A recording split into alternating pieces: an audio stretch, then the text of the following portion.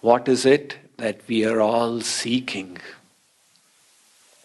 There's a businessman who's working very hard to enhance his newly launched enterprise. He works like from morning 7 to night 3. I have a businessman friend in USA. His health is bad. He says, Swamiji, I used to work like a Rakshas. Of course, he's wealthy, but he admits he was working like a Rakshas. So that is the amount that people apply themselves to their work. You ask him, why do you work so hard? Why? He says, so that I can enhance the production of my company. Why do you wish to enhance the performance of your company? So that I can earn a lot of money? I see, so it's all about money. But why do you want money? Why do I want money? It will give me the things of the world. What kind of things? Things to taste, things to touch, things to see, things to smell, things to hear. God has given us 5 senses, and we want the objects of these senses. All right, so why do you want these 5 kinds of things? It will give me happiness. So ultimately you are searching for happiness. This question, why do you want? What do you want? This series of questions ended in happiness.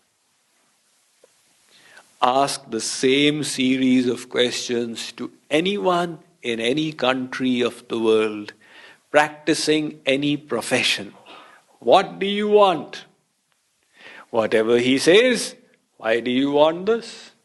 Whatever he answers, why do you want this? This series of questions, each time, is going to end on happiness. In other words, the united common desire of all of us is happiness. It's a different matter that we are searching for happiness in different things. Somebody's intellect has decided that if I can have the Cadillac, I will be happy. Somebody's intellect has decided if I can get the bungalow by the beach, I will be happy. Somebody's intellect says if I can go around the world, I will be happy. Munde matir bhinna. The intellect of everyone is different, but the goal is one. Now, one last question.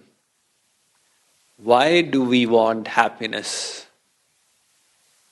Simple question. Why do we want happiness? Swamiji, I have never thought of that. I know I want happiness, but why? I don't know. Tell me, is there anyone who wants misery in opposition to happiness? There is nobody like that. Otherwise, we are all different. We all have different facial appearances. We have different fingerprints. That's the reason behind the biometrics nowadays. Electronic fingerprints. This little bit of area and 7 billion people on the planet Earth, and we've got different biometrics. That's the extent of variety that the Creator has filled into the world. We have got different voices. I always keep getting into trouble because of this. Somebody rings me up, Radhe Radhe Swamiji, Radhe Radhe. Swamiji, how are you? I'm fine, but who's speaking? You please guess. How should I guess? This is some video call? No, you have to guess from my voice. If you don't guess, I'll feel hurt.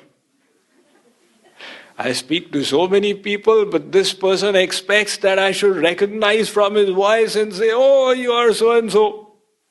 But very often we do recognize because everybody's voice is different. Everybody's bodily smell, aroma is different. You may not realize it, the dog does. The dog has been given a very powerful nose. It recognizes people more by smell than by sight.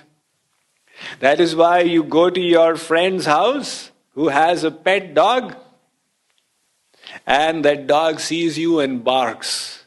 However, when you go close, he smells you and realizes, oh, this smell is in my memory file. He is an acquaintance of mine. So we are different in every way. Why then are we all the same in this question of desire for happiness? Has it been programmed within us? We were not taught to seek happiness. Like in our childhood, we were imparted so many instructions. My child, always speak the truth. My child, never speak lies. Beta, you must never steal other people's property. Parents instructed us, teachers taught us. Did we also receive this teaching? Beta, you must only seek happiness. It should not come about that you make misery the goal of your life. This instruction was never given to us.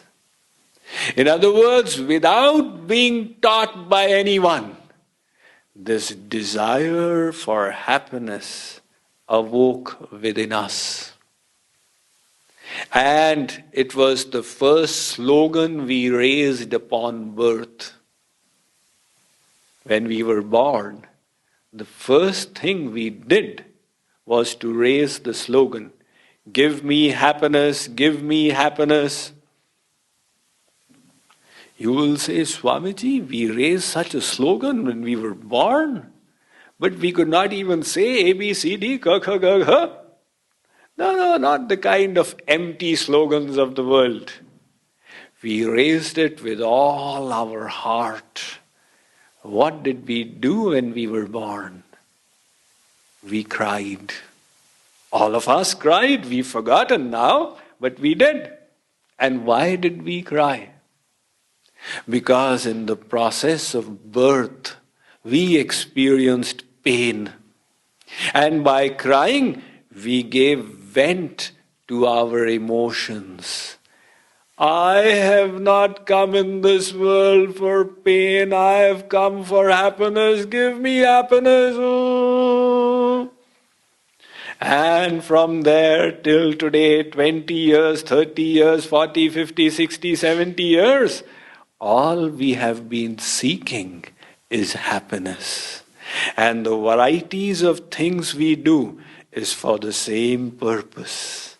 Apparently, we do different contradictory things. Sometimes we sit, sometimes we stand. Right now we are sitting. Are you enjoying yourself?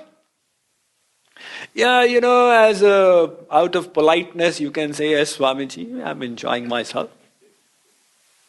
Supposing I keep speaking till 11:30 at night, will you continue to sit? I have to get up. What happened? You became so boring. Getting up is giving me happiness. When the performance of an activity resulted in boredom and lack of happiness, now the person wishes to do the reverse, but the goal still remains happiness. So sometimes we sit because it makes us happy. Sometimes we stand because it makes us happy. Sometimes even though it gives us unhappiness to sit, we continue to sit because in future it will make us happy. But that goal remains forever with us. So the Vedas tell us that this wisdom you need If you wish to control your mind, you first of all decide the answer to this question: why do you seek happiness? And they inform us that you are a tiny fraction of the ocean of happiness. When Swami Vivekananda went to the West, he was fond of addressing people, "O ye children of immortal bliss." We all are children of immortal bliss. Why?